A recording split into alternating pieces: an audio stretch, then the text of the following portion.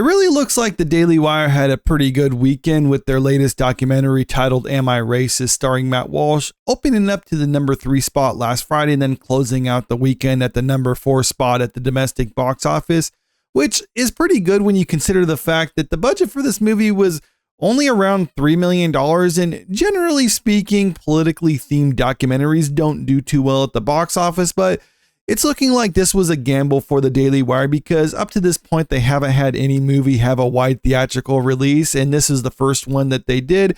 And it's looking like it's really paying off for them too, because they've seemed to have made their budget back on just the opening weekend alone for this movie.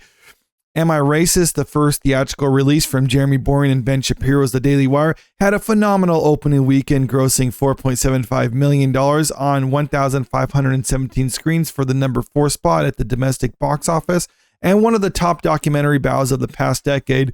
So that's something also to take into consideration, because not only was this well received this last weekend, but it's one of the bigger opening weekends for a documentary in general. So that's something that they should probably be proud of. And you know that this was kind of the canary in the coal mine for them, or at least I'm expecting it to be, because up to this point, they've done pretty well when they're releasing their stuff on their own platform, but you had to be a paid member for. So of course, the reception to that is going to be pretty good because the people who are watching it are already subscribed to them and usually already like them. This is the first time that they tried to put it out in front of a general audience, people who might not necessarily like the Daily Wire or might not be subscribed to them. And it turns out that this one actually worked out for them too. It goes down right here. The film has a 99% Rotten Tomatoes audience score with 500 plus ratings, but no critics ranking on the site. And it's going into the demographics of this, 56% male, 44% female, 64% Caucasian, and 40% under the age of 35. According to the Daily Wire, founded by Boring and Shapiro in 2015, its app and website shows the social media accounts have a monthly network reach of 220 million, including 1 million paid subscribers. And I think that's kind of the stuff that we're looking at when they decided to release this theatrically. And I think this is something that most studios should actually do, because I've talked about it many times on this channel about how many studios will spend a little bit too much on their movies, and they probably should, because there's a certain demographic that you can actually attract with any given movie. It's called the target audience. Daily Wire understands that their target audience is pretty sizable. So if you give it a modest budget, and if just a fraction of that audience comes out to support it, well, then you'll actually see some return, something that a lot of studios are thinking like, well, if we do this and maybe we can attract new people. So that's why those gambles usually don't pay off and a lot of movies flop at the box office. But this one, on the other hand, it looks like it's going to work out for them. And maybe we're going to start seeing some more stuff from the Daily Wire being released theatrically, because apparently there is an audience for it, assuming the product is good. But like I said in the article, the audience really like this.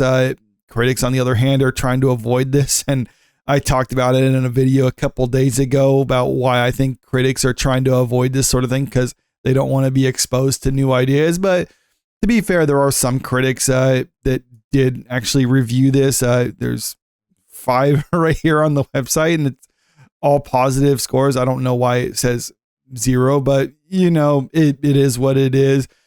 This is a movie that I think kind of resonates with a lot of audience members. And that's why I say, like, the critics' response ultimately doesn't matter. If you're making something that resonates with audiences and it seems interesting to audiences, then people will come see it.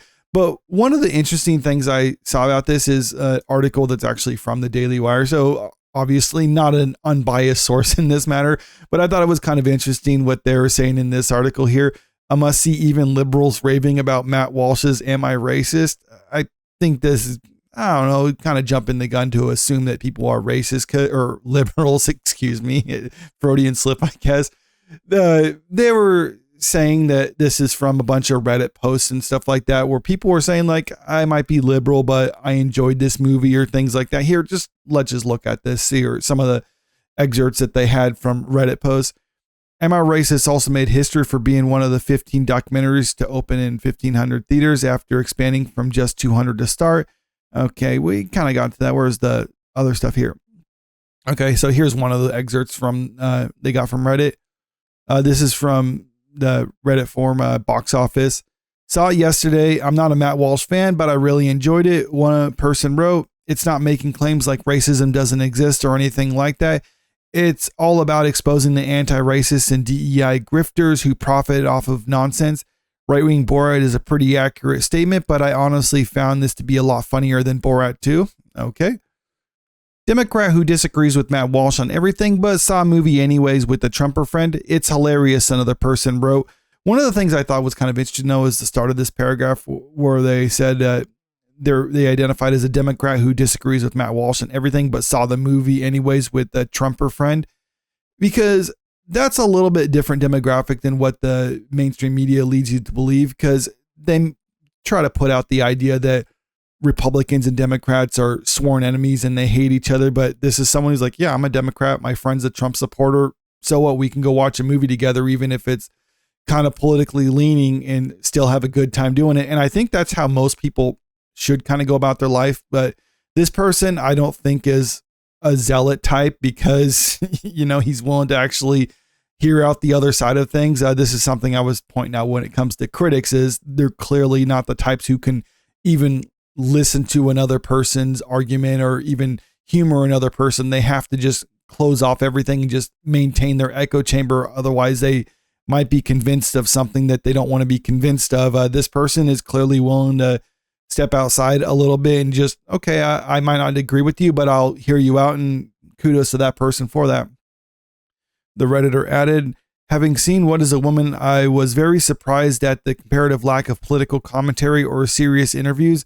It's literally just right-wing Borat and similarly hilarious.